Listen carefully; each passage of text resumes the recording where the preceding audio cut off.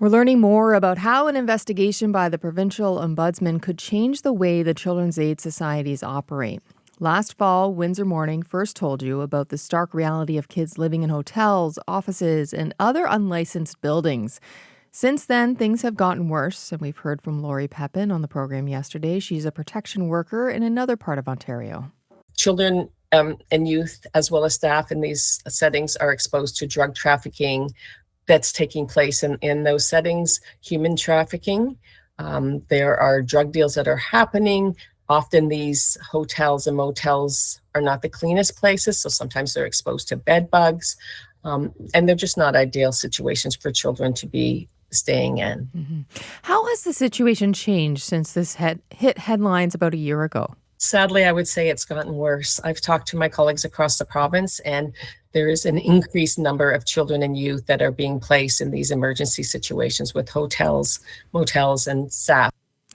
That was child protection worker Lori Pepin. Again, the Ontario Ombudsman has launched an official investigation into the matter, and that raises some concerns for our next guest. Derrick Drouillard is the Executive Director of Windsor-Essex Children's Aid Society. He joins me now in the studio. Good morning. Good morning. Let's start with your initial reaction to the investigation being launched by the Ombudsman. Yeah, look, I see it as an opportunity. So any review that could support and improve the situation and circumstances for children and youth in the community that are vulnerable, children and youth often with complex needs that need support. Any review that can challenge the system that needs, from my perspective, sorely to be overhauled, then I welcome that. I welcome this review, and I trust that there will the process and that there will be some positive opportunities that get unearthed from this review. But how could an investigation undermine the work that you're already doing? I think the focus is in the wrong place. And so when I hear the Ombudsman's words and we hear about investigating I would say in quotes, the practices of CASs, and I actually take offense to that. It's not a practice for the Children's Aid Society to place children in unlicensed placement. We loathe to do that.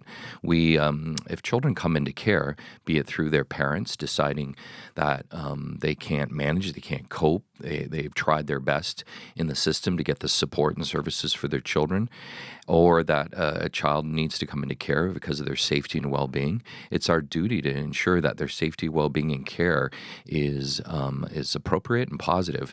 And so when we have circumstances where children with complex needs can't get what they need in the community because the government hasn't invested in the way that it should, and we don't have available placements for them in the system, the Children's Aid is scrambling like a parent would to say, what can we do to find the right support and services for our child or youth that we're caring for? And so where I hear the focus being on the Children's Aid's practices and what did our Ministry of Children, Community and Social Services do about our practices, I feel like that's a little bit misguided. The totality of the system needs examination, and the Ministry of Health is a very big player in this. So if we had the opportunity to put all the players together and find solutions to this problem, I think we'd be further ahead than a narrow scope of an investigation that looks at our quote-unquote practices. We've been talking about this for almost a year, and it still surprises me that some people are hearing this for the first time. So just to bring everybody into the conversation, I want you to update us on the current situation. How many kids in our region are living in hotels and office spaces as of today?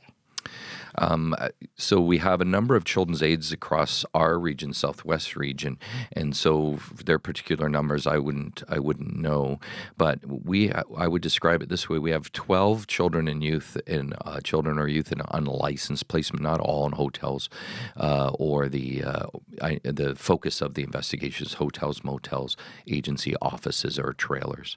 Find that curious, but in any event, currently we have one child that we are caring for in our building and 2 in a hotel. Those numbers have come down since the summer. That's what I was just thinking. That's a lot lower than what we've discussed, you and I. Yeah, we've had the opportunity to look at creating our own spaces through rental property, through partnerships with community partners, to be able to get the space that we need so that we can care for youth or children in a space that's one that's more conducive to us bringing in the supports and services that children Is youth this need. Maryvale and the Maryvale's partnership you have cottages, with them correct. now? Yeah. And that's been a positive development for us because we have the opportunity then to have those children youth in the space where we have more control over the programs and services, the supports, and the stabilization and the environment more than anything. So a far more appropriate option, and those options are not in scope for this particular investigation.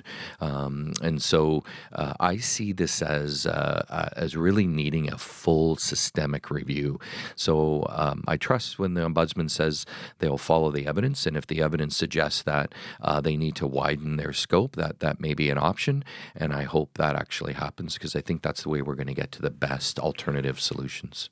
What can an ombudsman report do to actually fix this problem? I think it can illuminate the source of the issues and provide the system with a good opportunity to learn from itself, to review.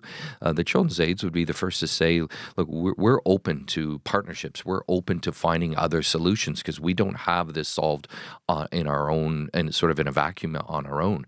So unearthing the practices, looking at hopefully gaps and where the system is failing children and youth. I hope that review illuminates for the public, for the government, that there are gaps in what these children and youth need and that they don't have available to them.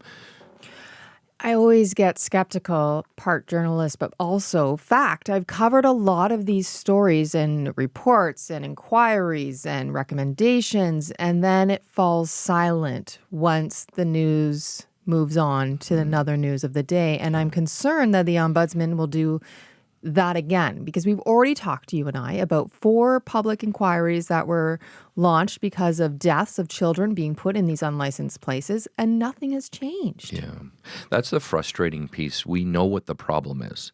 It feels like we spend a great deal of time admiring the problem and not getting to the solutions. And in addition to a provincial committee that worked on recommendations to try and improve the system, of which those recommendations have not been enacted in any way.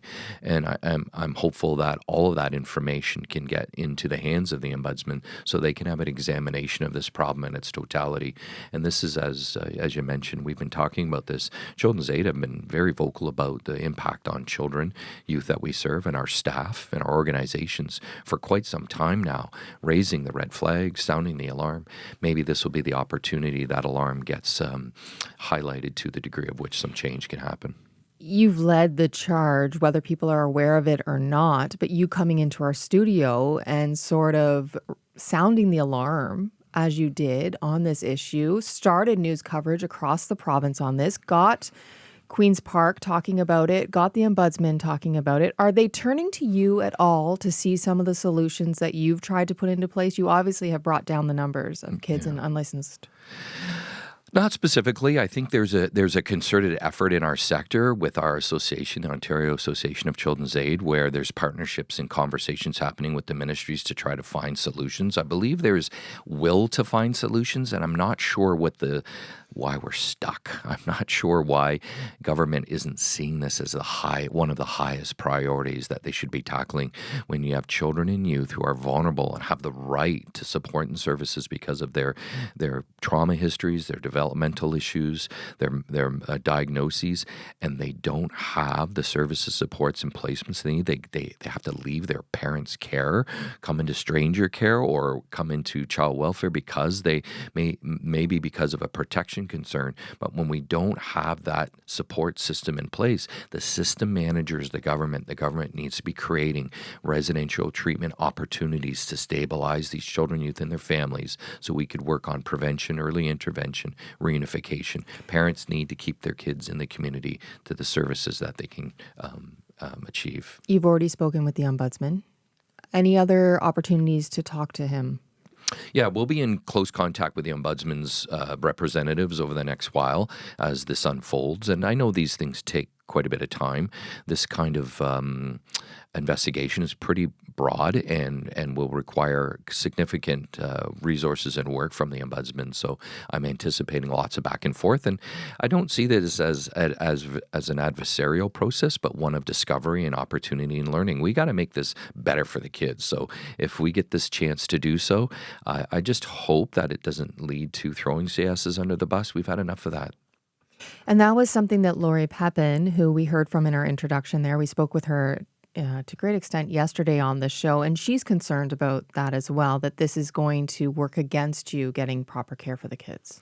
Yeah, I suppose there's always the potential of the focus being lost in the investigation, and I trust that the process, the focus of the investigation, is to ensure that children and youth get the best care and services that they need, and so I optimistically await this process to unfold, and will be contributing and cooperating at the highest levels so that we could find better solutions for children and youth we serve. Derrick, thank you so much. I know you and I will continue to talk about this as we go through the process and make sure there's accountability along the way. So thank you My again. pleasure. Thanks for having me.